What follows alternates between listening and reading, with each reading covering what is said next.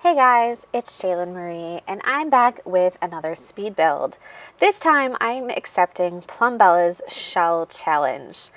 This was definitely a challenge. I probably spent the first, I don't know, like 15 minutes just figuring out exactly how I wanted to orient the home.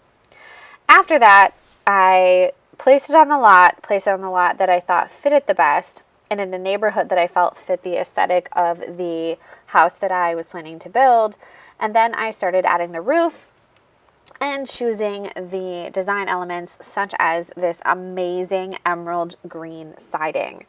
I often go for, I'm going to say neutral sidings. I do a lot of brick.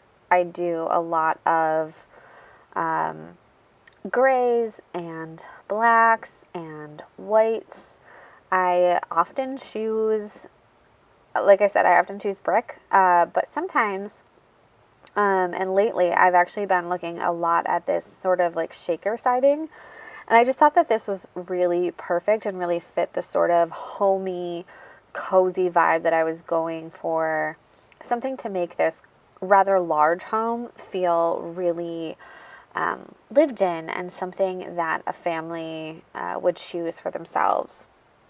So I do create this little porch off the back and I put a staircase out front.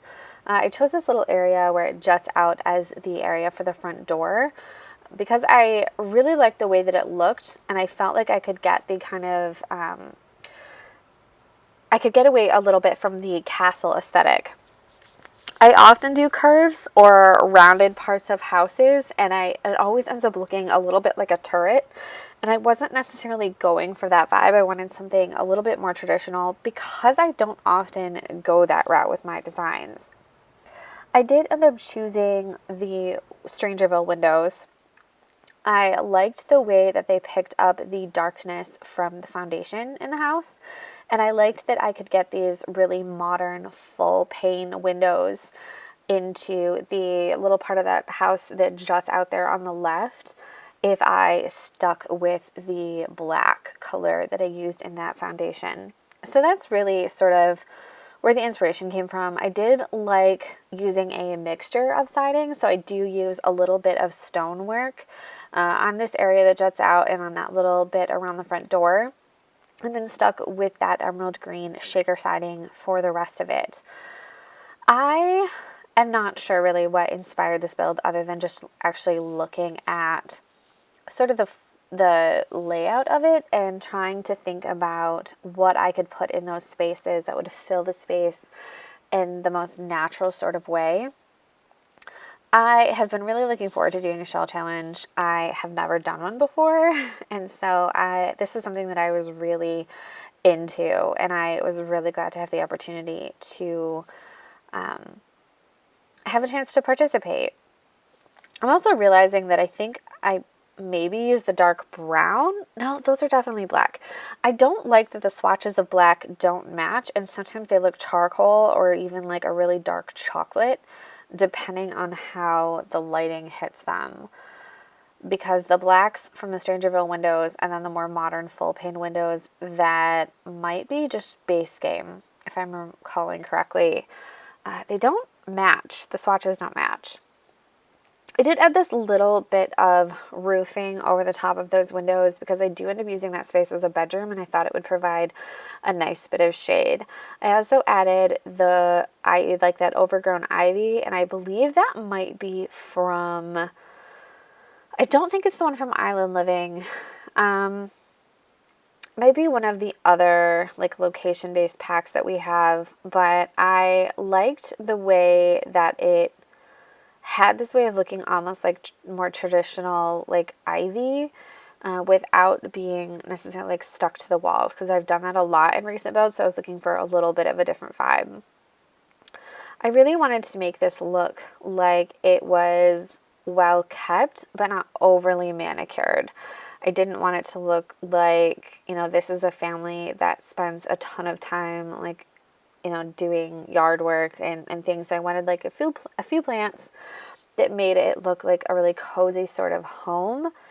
and that suited the color scheme of the build and the family that lives here. But I just wasn't really interested in doing a whole ton to make it look, I think, a little bit more expensive. That definitely wasn't what I was trying to go for. I think I was going for something a little bit more suburban, because I don't do a ton of suburban builds. I really love those lights. I think they're really cute. I think they look really realistic. I did not love the fact that the fence post, that I couldn't get it in a color that was more suited, like more well suited to the kind of vibe of the rest of the house. But I liked the lights so much that I just sort of dealt with it. And I'm just adding a few more plants in, just to make it kind of look like, like I said, like it fits into the terrain. There's a lot of nature and greenery and shrubbery in the surrounding part of this neighborhood. And so I wanted the yard to fit in, again, without looking overly manicured. Doing a little bit of terrain paint, just to put some dirt under the plants to look a little bit more natural. Making sure that I place a trash can outside. And I usually place two. I think that my way of thinking, or my method of thinking with that, is that I put two because at least in Michigan, we have trash and then we have recycling, and they have to be in two different containers and they're different colors. And so that's why I end up putting them in there like that. I don't know if anyone else does it, but it's just more realistic to me. The build really did center around this dining space. The moment that I saw it, I knew that I wanted to try to put the kitchen table there, and that it would be such a nice little cozy place for the family to gather and have a meal together. And so that really is what started the build. That's really where I sort of anchored this, and then constructed the rest of the home around spaces that would be near the kitchen. So that really modern looking sort of den area off to the left is actually where I ended up putting the living space, because I wanted it near the kitchen. Because I know, at least in my family, the majority of our time is spent in the kitchen together, and having the living room so close to our kitchen area is really nice, for when people are there, because then we can all sort of still spend time together. And then it's also sort of a natural progression that you move from the dining space to the living space, get more comfortable, continue your conversations. And so that was really the inspiration for why I chose this floor plan. I have been really into the idea of like galley kitchens, but I wanted something a little bit more robust and dynamic for the family. So I did sort of a much larger sort of version of a galley kitchen with this island in the middle.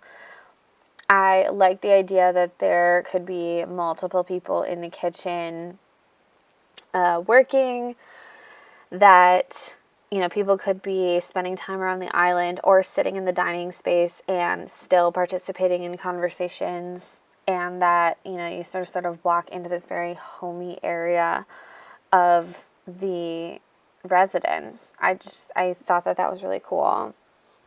It took me a bit to find a tile that didn't compete with like the rest of what I was thinking, that looked modern, but not like steel and like architectural, a sort of modernity. I really was looking for something that just looked clean and wasn't overbearing.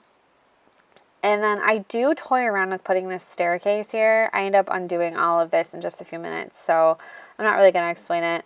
I was just toying with it. It didn't work. I didn't end up liking the way that it turned out, so I undo it all. But the other concern that I had for the kitchen was that I didn't want the tile like backsplash and the rest of the wall color to look strange. So I wanted to make sure that I could pick a backsplash that had a paint color above it, or with it that would look somewhat natural to be on the rest of the walls. And I also, because this space isn't, I mean, it looks pretty big, but I think it could easily feel very small if I kept it really dark. I wanted to make sure that if I put any more darkness in the space, that I put it on the floor or at the feet of things to anchor it a little bit better and not have it on the walls, which would just make it feel a little bit more cave-like.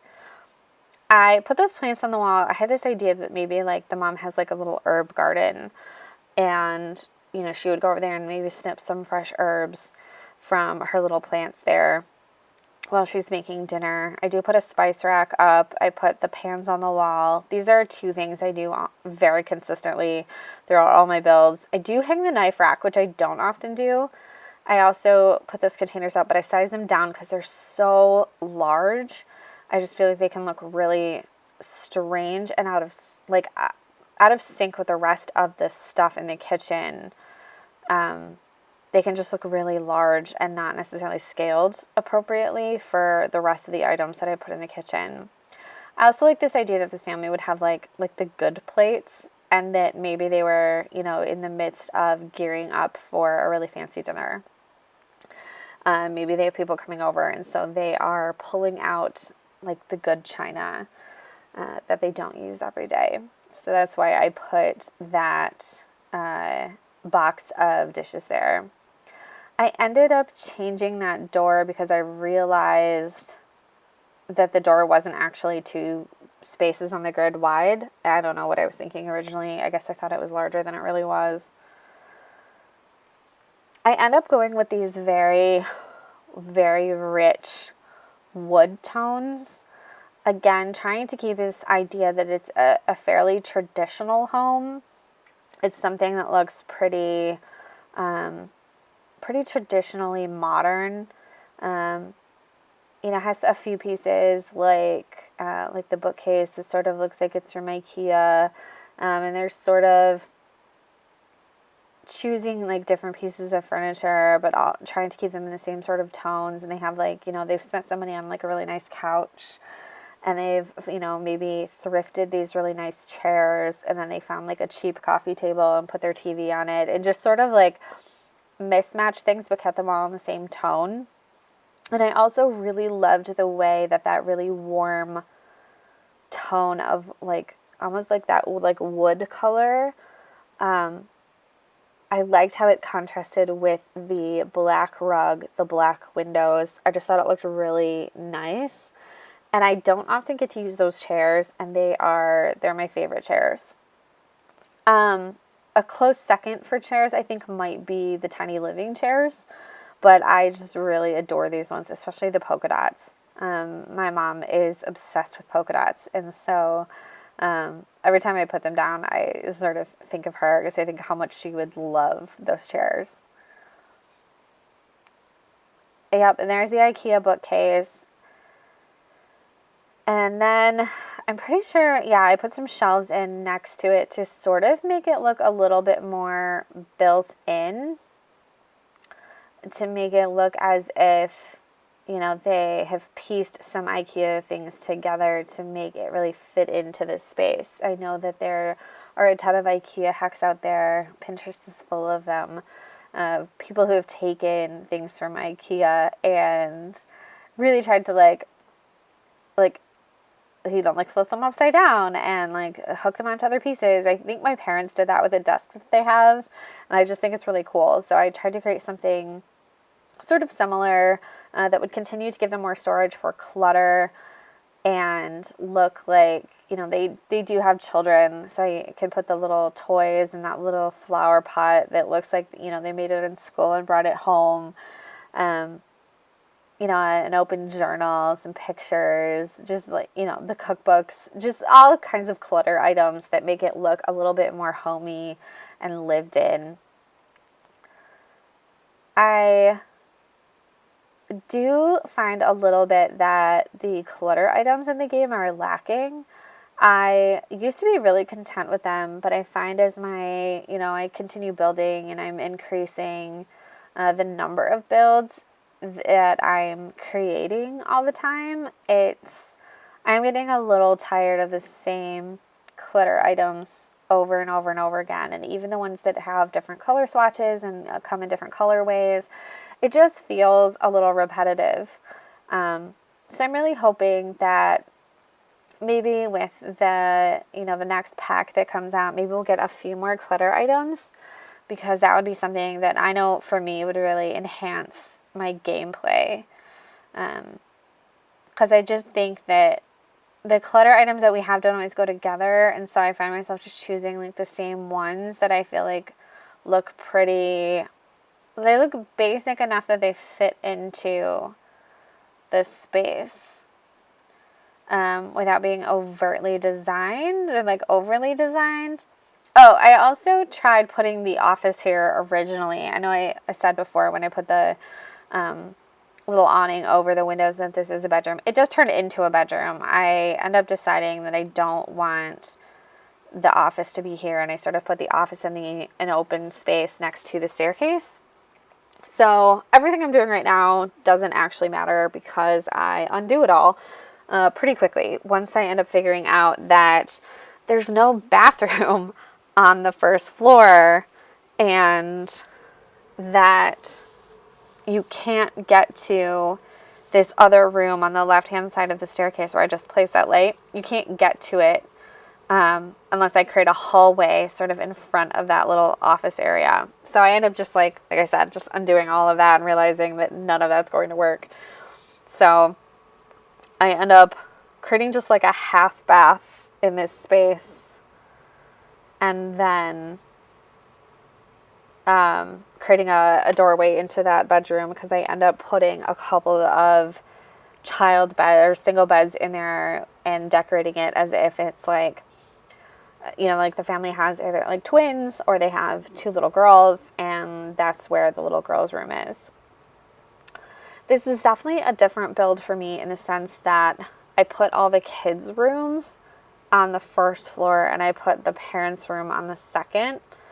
Normally, and this could just be because this is the house that I spent the most time in growing up, was a home where my parents' room was on the main floor of the house and all of the child bedrooms were upstairs. Later on, two of us were upstairs and one of us was in the basement, but it was this idea that like our parents were on the first floor. And so I don't know if that's why I always do it, but that it does seem to happen in a lot of my builds. So I do end up, I guess I ended up taking out the bathroom altogether. It's been a few days. It's actually been a couple of weeks since I did this, and I'm just getting to the voiceover now because I was working on a Let's Play yesterday and the day before. So I do end up pulling out the bathroom completely and not doing a bathroom, and then I end up doing a full bath here on the second floor. Not ideal, and I would say that if I could do it over again, I probably would redo it so that there is at least a half bath on that first floor, but it just didn't happen. I probably easily could have made this a 2-bedroom home and like a 2-bed, 2-bath, but instead I made it a 3-bed, 1-bath, which really, I don't know if that's really like feasible. I mean, it just seems like a lot of people to get in and out of the bathroom. So here I go back into this space, which was the office and is now the bedroom that I promised you it would be when we started. So this turns into a bedroom. I do utilize a lot of the stuff from Tiny Living just because it's so nice to be able to fit it into that space and not have to take up a full tile. It's just really handy, and I appreciate the Tiny Living stuff so much, even when I'm not doing tiny builds. I just think it's fantastic. I do put a couple of shelves in here and put some clutter up there with this idea that like it is a really tiny, tiny room, and that whoever would be in here, whoever lived in this room, would definitely need some kind of storage. And I do put like some additional like a clothing rack up there, because I think having just a dresser is pretty unrealistic. So, and then I just sort of like add some other clutter items like a shoe rack and stuff. So my thought was that that's like a teen room, and that these are smaller children. This could also easily be a toddler room if that's what you were interested in.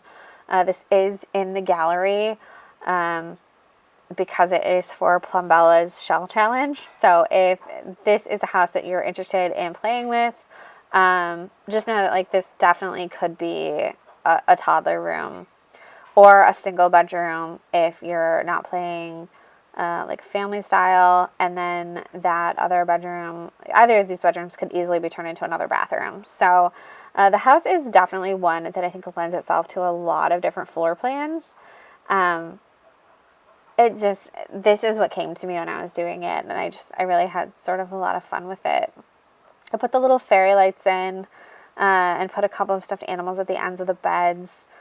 I just thought that they've like fit the vibe of the room. They were really cute. It's a trick. The stuffed animals on the bed, it's a trick that I've learned from Miss Griffey. If you haven't checked her out, I definitely suggest that you do. She does some of the most amazing, like, small homes, tiny homes, micro homes that I have ever seen. I just think that she's brilliant. So if you haven't checked her out, I strongly suggest that you do. Like I said, her name's Miss Griffey. She does some amazing stuff. So this is my favorite bed. That's my favorite colorway for that bed. I think that navy blue with that like sort of like amethyst purple is so pretty. I end up using it a lot. It comes out, it like ends up being in like almost all of my builds because I just think it's so pretty. And I felt like it really sort of went with the vibe of the house, and it was something that I could easily mix and match with because there aren't a lot of like overt like wood tones. I could easily pick out side tables and add artwork and other things. So I ended up using more stuff from Tiny Living because, like I said, it's easy when you're working with a smaller space. And I didn't want the home to feel so cluttered. So using the tiny things made it a little bit easier for me to add in extra things like this really comfy chair by the window and to continue to utilize that little front balcony space because I thought that was really cool. Here I'm just putting in a bathroom. The bathroom does have the same sort of color scheme as the bedroom. So it is like a navy blue space with a lot of like gray and white, a little bit more of those like wood tones, though not as rich in tone as what I put in the living room on the first floor. Just adding in some curtains because there are a lot of windows in the house. I love natural light, so I am definitely guilty of putting windows everywhere. I also continue to love those plants sized up, and I put them over the toilet because I think that they're just really cute, and it was a nice way to get some more greenery into the space. I did try to put some scale building items around the property. I gave them a bike, a soccer ball. I put the swing set for the kids out here, and then I also put an easel up on that balcony for the parents. There's the flower arrangement station, a little bird feeder. I do a lot of scale building stuff like at the end and just sort of tuck them into spaces because I used to really center rooms around them, and I think I'm just like now overcompensating for that because I don't like doing it. So here, just making sure we add some lights and some artwork so that the space just feels, like I said, like a little bit more homey and lived in. I didn't want this to feel as if it's like a brand new place that the family just moved into. I wanted it to be a place where they were pretty established. So this is the final submission for Plumbella's Shell Challenge. I hope you like it. Thank you so much for watching. And if you haven't, please consider subscribing to my channel. I appreciate it so much. Thank you.